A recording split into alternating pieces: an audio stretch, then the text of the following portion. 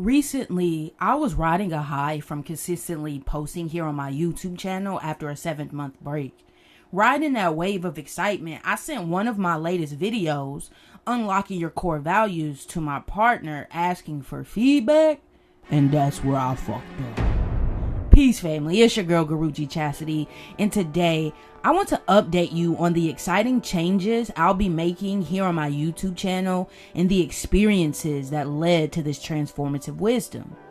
So, I was ready and expecting to receive positive feedback from my partner, but I had my little bubble burst and my feelings slightly hurt. My partner said, "I just watched it. Initial feedback is, I liked it, you had great energy, and the concepts were explained well, and the activity is engaging. We gotta get you a better camera, girl. Otherwise, the content of the video was fire." What I heard was, you made sentences, but the video was trash and the audio was trash. Cause what cousin Erica say? I'm an artist and I'm sensitive about my shit.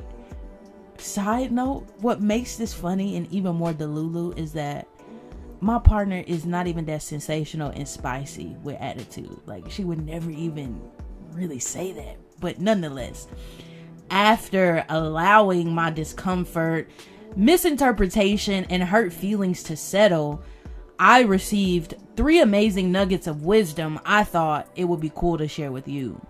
So boom, the first nugget was that I lacked clarity in my original ask of my partner, and it wasn't until I received her feedback that I was clear on my intentions. I didn't want her feedback, like, at all. Instead, what I wanted was to share what I was up to in life because I was proud of myself. Not being clear on my intentions caused me to open myself up to unwanted criticism in effort to connect to myself, when ultimately I could have given myself the kudos I was looking for and just skipped getting my feelings hurt. This is a powerful example for me to see how I go about seeking external validation and how I'd really benefit from slowing down and getting clear with myself, which leads us to our second nugget. The second nugget of wisdom I learned from this experience was I gotta slow down, okay?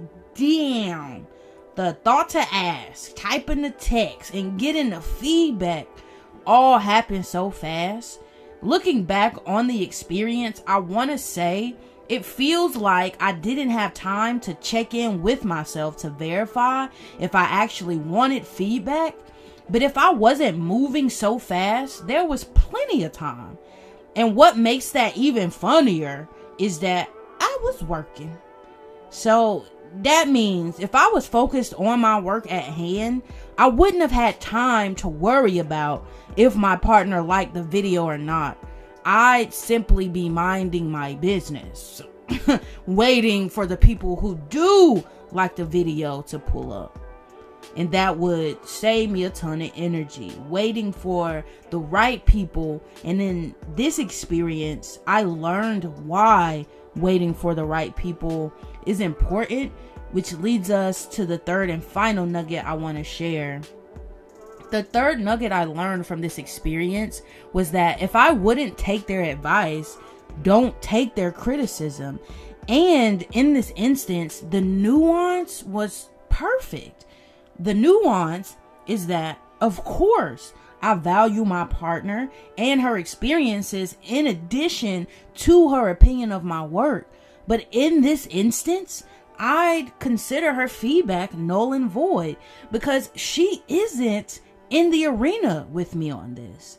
She isn't putting in the work to help me create the videos or doing the work to create her own. So for me, that's a clear indication that I should take her feedback in this particular instance with a grain of salt.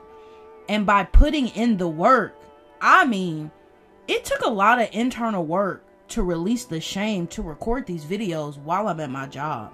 Then I'm trying to work and get angles and shit. Then I'm watching them back to make sure the angle's right. Then I'm coming home to edit. I'm trying to write the hottest SEO YouTube descriptions, making blog posts, and a little bit more.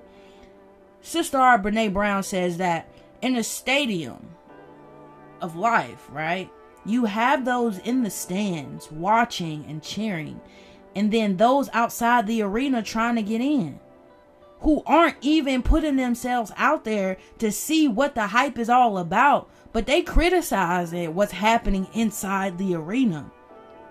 And it's that mindset that helped me see, oh, in terms of creating content, my partner is currently outside the arena. So her opinion on what's happening inside my arena isn't actually valid. Leading me to my original oversight, which was that I was seeking external validation over my own.